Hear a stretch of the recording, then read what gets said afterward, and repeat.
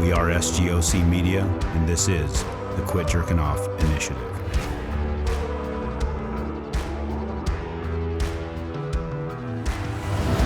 And what we do with the LENN Foundation is 99% of the applications we receive are kids that need help with intensive therapy. And basically what that is, it's physical therapy, but it's intense.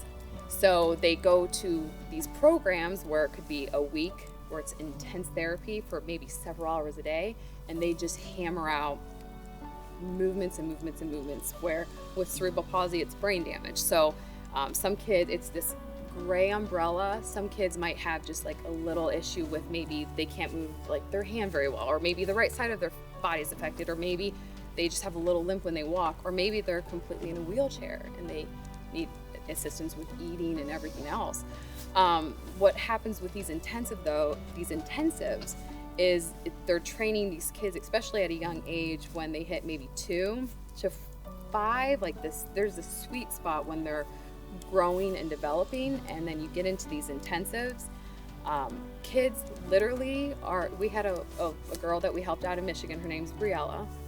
She was 4 years old, and she did a week intensive at Smile Therapy up in Canada, Ontario, Canada. She was 4. And AFOs are just braces you have on your legs. And she's never been able to walk independently without her, like on her own. She did 1 week of an intensive. By day, it was 2 or 3, she took her first independent steps in 4 years. Oh. By day 2 or 3, just with her AFOs on. And that was because of an intensive. That was because people donated to us. We paid for their entire intensive, for the entire week, their stay, their gas, everything was covered.